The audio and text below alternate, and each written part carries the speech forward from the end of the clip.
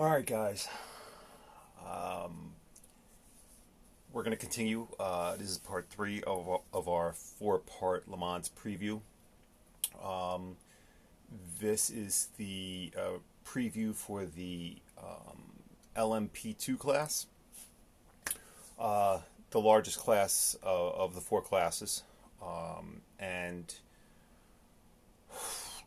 we're going to go over that in a second. Wanted to mention that some very good news, just to get it right out of the way, for those of you that have listened to the weekend racing schedules that I Periscope on Saturday mornings. One of the sources I reference on a regular basis is Motor Trend, which is www.motortrendondemand.com. So the Motor Trend website live streams a ton of different racing every weekend. However, they are live streaming every second of everything from Le Mans. So today they started with a free practice, then they got into the first qualifying session. Everything was on Motor Trend. So I just heard about that the other day. Thrilled to death, of course, to know that it's all going to be on Motor Trend. So one thing I wasn't able to decipher with some of the news I was reading about that is whether or not you can watch the live stuff for free, like if they're giving this away as like a free feature, because a lot of the live stream stuff is only for subscription or subscribers. So I don't know if they were doing that. It's worth checking out. Go check it out. If it works, great. If not, like I said, you can also watch through the official Le Mans website, and then you can also get a lot of live streams directly from the different racing teams' websites. You can get a lot of live in-car footage, live streams from directly behind the driver. And which is awesome. I mean, awesome.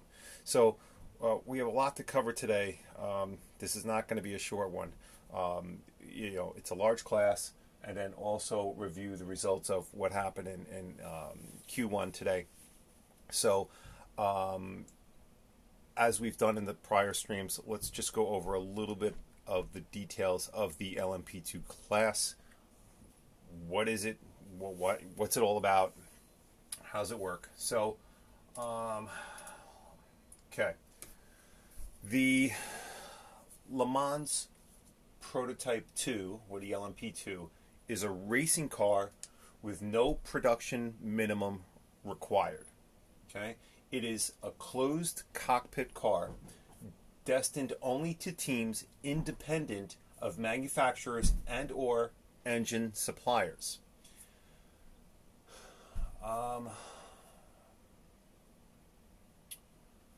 So that is the basic breakdown of an LMP2. Okay, the cylinder capacity is a 4.2 liter V8 without direct injection, producing 600 horsepower. All LMP2 cars have the Pantone blue with white numbers. So that blue background, white numbers. A crew of 2 or 3 drivers must include at least one silver license or bronze driver. Minimum weight 930 kilograms, and the fuel tank capacity is 75 liters. All right, so that is the. I know it's probably not gonna show up. The screen's too white. Exposure is a little set too high, but that's LMP2 car. Okay, so we'll get into the LMP2.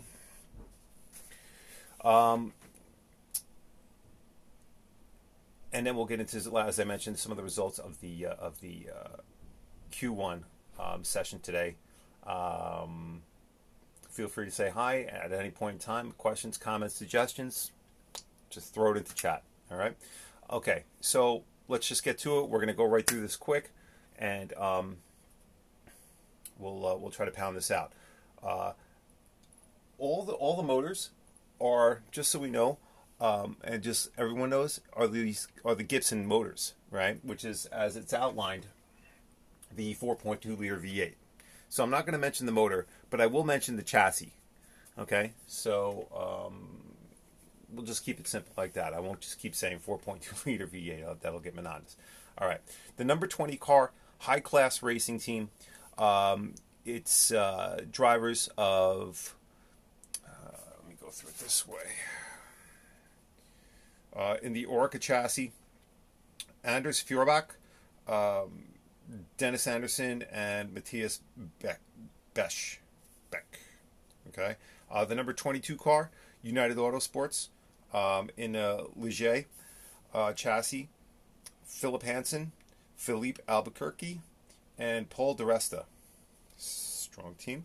In the Panis Barthez competition, in the Ligier chassis, Rene Binder, Julian Canal, and William Stevens.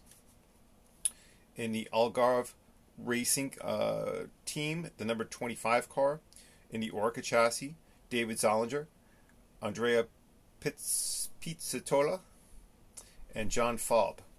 Okay.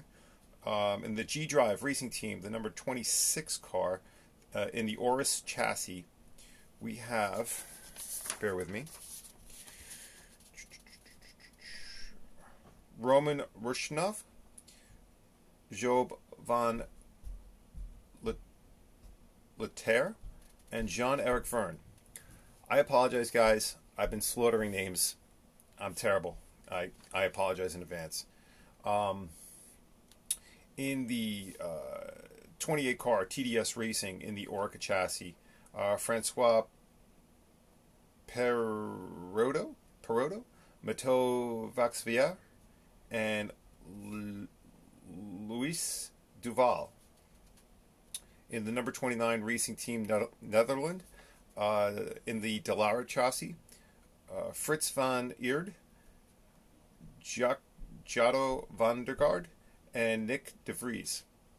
In the number 30 car, Duquesne Engineering Team, in the Orca chassis, Nicolas Jamin, Pierre Rajou, and Romain Dumas. The number 31 car, Dragon Speed Team, in the Orca chassis, Roberto Gonzalez, Pastor Maldonado, and Anthony Davidson. Strong team. You may have heard, and for some of those, for some people who might have caught glimpses, that number 31 Dragon Speed Team car, while Roberto Gonzalez was driving, he put the car off and didn't hit anything. I guess it spun facing the wrong direction. He decided to come back onto the track and try to get going again at the worst time, and actually put his car directly in the path and at a 90-degree position to the oncoming number 7 Toyota Gazoo Racing car, the LMP1 car that was being driven by Mike Conway at the time. Poor Mike Conway just slaughtered the front end of both cars, obviously. Roberto Gonzalez had absolutely no business being there. It was a terrible, I mean, honestly, another 2 seconds, 1.5 seconds of Roberto Gonzalez just coming across that, the track and getting back onto the racing line, and Conway would have completely T-boned him, and that would have been it for everybody. So I know that the Toyota team worked like madmen. They got the car repaired and got back out, but not a good way to start your racing weekend for the number 31 Dragon Speed team.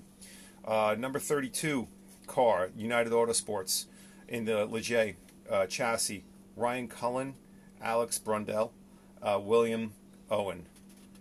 The number 34 car, the Inter-Europol competition, in the Ligier chassis, Jakub Smichkowski, Jamie Winslow, and Nigel Moore. The number 36 car, in the Signatech Alpine Miamu.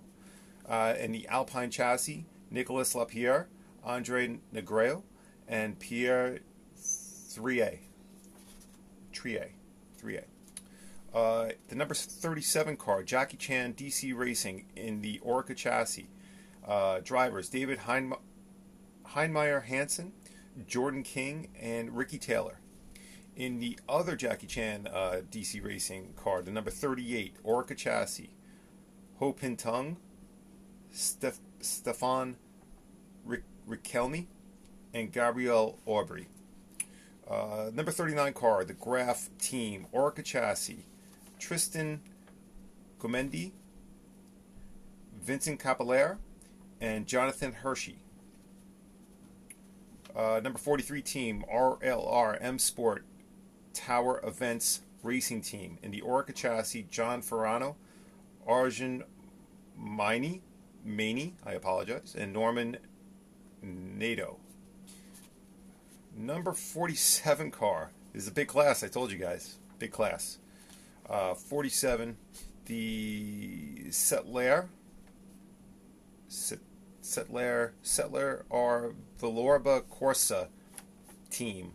The number 47 car in the Delar chassis, Roberto Lacour, Giorgio Cernagiotto, and Andrea Bellicci.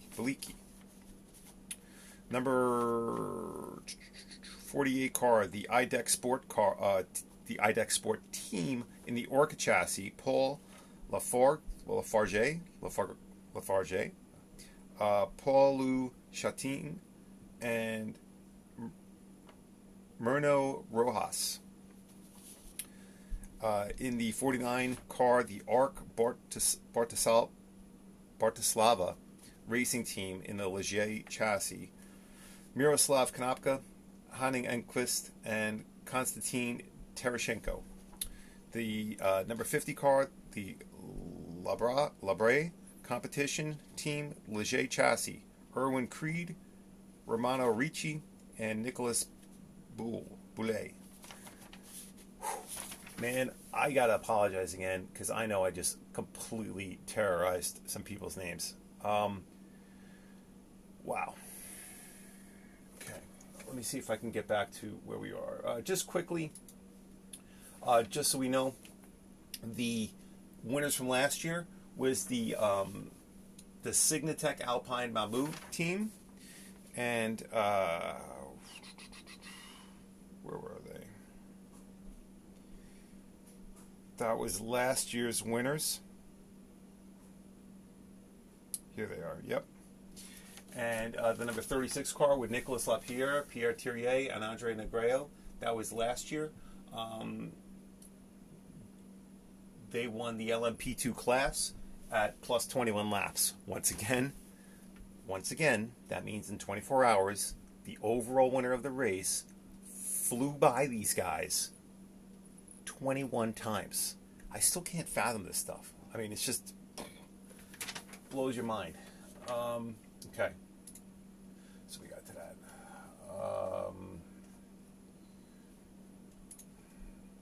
Okay. So let's get into the Q1 results today. Qualifying 1, Session 1. The LMGTE Amateur class. Just the top 3 slots, and we'll move on. We'll get through this quick. Coming in third, the number 77 car, Porsche 911 RSR, Dempsey Proton Racing. The number 2 slot for the LMGTE Amateur class, the number 56 car, Porsche 911 RSR, Team Project 1. And then the number 1 spot went to the number 88, the other Dempsey Proton Racing team, of course, in the Porsche 911 RSR. That rounds out the top 3 for the LMGTE Amateur class. For the LMGTE Pro class, number 3, the number 97 car of the Aston Martin Vantage, Aston Martin Racing. The number 2 spot went to the number 93 Porsche 911 RSR Porsche GT team, and the number 1 position went to the number 67 Ford GT of the Ford Chip Ganassi Team UK. Who are the drivers in that? 67 Ford. Andy Priol, Harry Tinknell, Jonathan Bomarito. Good for them.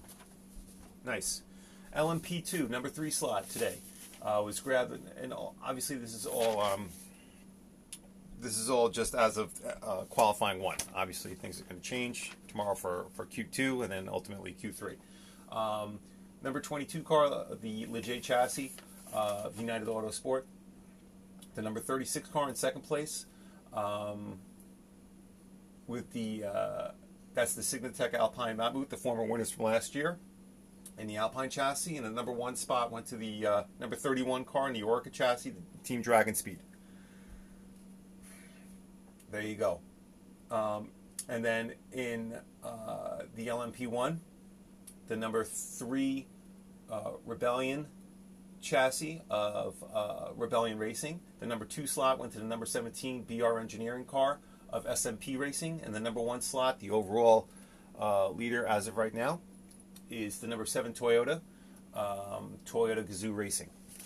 Kind of funny, the LMP1, the number 1 LMP1 car and the number 1 LMP2 car are the ones that almost completely took each other out. Scary there. If you saw clips of the incident, like I said, another 1 or 2 seconds of time there, and that would have been it. That would have been deadly. Okay. I went over Motor Trend is going to be hosting all the, I was watching it today, all the live streams of everything Le Mans related. So, guys, I think they have a 30-day free trial. I'm pretty sure. But if you haven't tried it, and they don't, hey, listen, anyone from Motor Trend, feel free to contact me on Twitter directly. I'm here for you, all right? But they don't, I have no affiliation. I just love the service. And I'll be honest with you, it was like a handful of years ago. My wife actually got me a subscription for like my birthday or something. And I was like, whoa. I was like, this sounds cool. And I wasn't even fully aware of it. And it just launched as a service, and it's grown with content, and in growing with just content that you can, in their library, the amount of content that they make available for live streaming, as it happens, is just awesome. So if there's a free trial, I'd say give it a shot. If you're a motorsports guy at all, give it a shot. I mean, it's very, very cool. To be fair, I also use the motorsport.tv website for content. Very good service also. Play around with both of them. Whichever one floats your boat, go with it, man. But I've been happy with both, but Motor Trend I've been with for a while and thoroughly happy. Okay. I think we covered... I didn't get distracted too much. I'm pretty proud of myself. I knew there was a lot of content there. Went through all the teams, went through the schedule. Let's go one more time through the what's happening. So we knew that we got through the free practice and the Q1 today. Tomorrow, Thursday, the 13th, let me change this to my local time, New York time. So we're going to have the Q2 qualifying 2 session at 1 p.m. New York time. All right, and that's going to be a 2-hour session. So that's going to go from 1 to 3 p.m. 1 to 3 p.m. New York time. Then there's a 1-hour break, right? And then at 4 p.m. New York time, we're going to have the Q3 session, and that's 2 hours also. So by 6 p.m. New York time tomorrow, we'll know the order of everybody, which is kind of cool because by this time tomorrow night, when we do the LMP1 preview, then I'll be able to go over the order, which is, and I'm not going to do the full order because I'm not going to drive you guys that nutty and listening to me ramble, but we'll do like the top 4 positions of each class, to be fair. I think that's it. Also, I mentioned 2 other things. As you notice, I switched back to the portrait mode here. Let me know if you like the portrait mode or the landscape mode. I think a little bit less wasted space here on this view. And the other thing is Friday evening, due to all the racing that's to schedule to start on Saturday morning. This weekend's racing schedule for everything that's going on around the world, I'll be doing Friday evening instead of Saturday morning. So set your alarm clocks. Once again, questions, comments, suggestions, you can always reach me on Flyin18T, Flyin, the number 1, the number 8, letter T. That's for Twitter, YouTube, Instagram. The Instagram's a little new, so bear with me on that as I start to channel a lot of content over there. But everything that's done here is reflected onto YouTube. Question from Simpson. How you doing? Thanks for joining.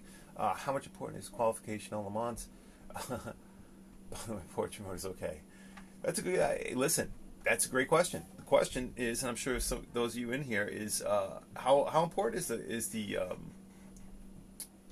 is qualifying in Le Mans? It's a 24-hour race. I mean, if you look at how things started off last year, like on the first within the first few turns, you had a couple cars spinning, getting pushed off track. It seems a little silly, right? I think in this situation, right, because you have as many cars on the track that you do, and you have such a spread of qualifying times, I think I'm not worried if I'm qualifying in Le Mans, right, and I'm sitting on the grid. I'm not worried about the guy that's next to me. I'm worried about the guy that's maybe 2 rows, 3 rows, 4 rows behind me. I just don't want to be dealing with that early in the race. I don't want to get caught up in that. I don't think they're going to be dive bombing into the first turn. However, I think everyone's going to play it safe. I think you need to let the field naturally spread out for that first lap the way it needs to spread out. And I think that's the only way the qualifying helps, is that you're not getting caught up with traffic. I don't think you're going to be racing your other team cars. I mean, obviously everyone qualifies close, but very valid question. I wouldn't see any other advantage there. I just would want to get away from sometimes the other classes, sometimes the slower cars, but you have such a spread and so many cars and such a wide spread of times. Like I said, if you look, here's the deal. The winner last year was the Toyota Gazoo Racing, right? They won. That was the number 8 car, and the Toyota Gazoo Racing, the number 7 car came in second place last year, right? But they came in 2 laps behind the leader.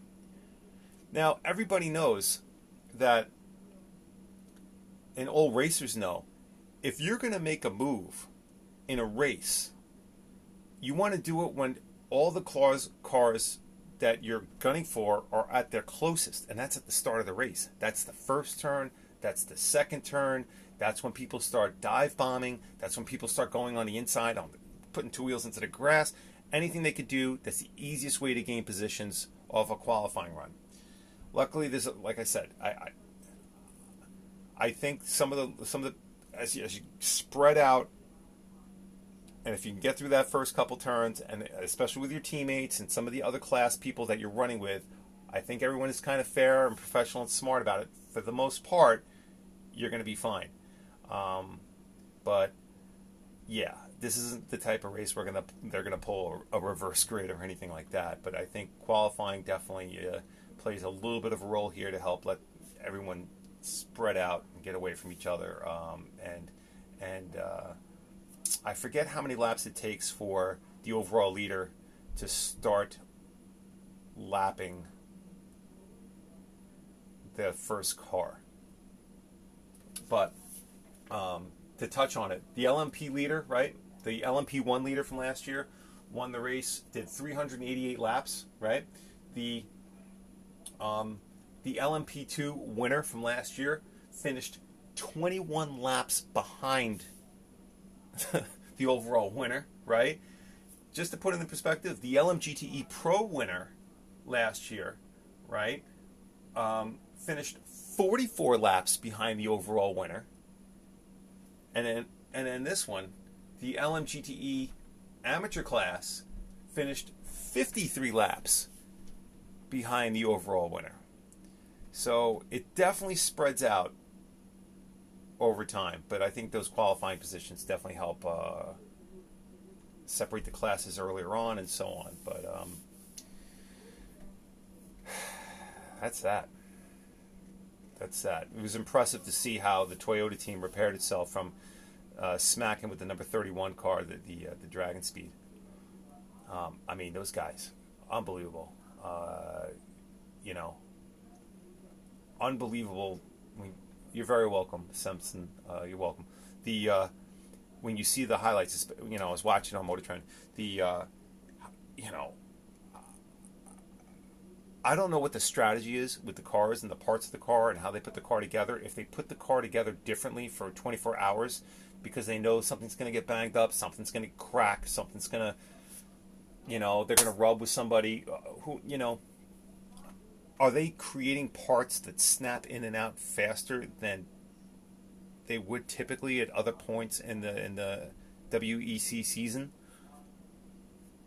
I mean, they repaired the car, the whole front end of the car, so fast. It's so impressive to watch.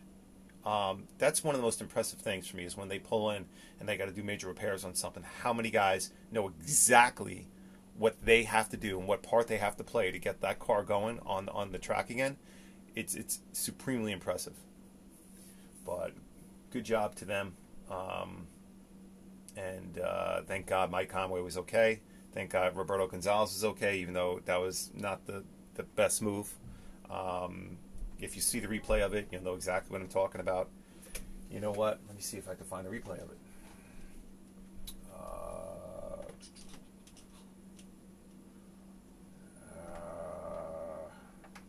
I'm not going to be able to find a replay of it.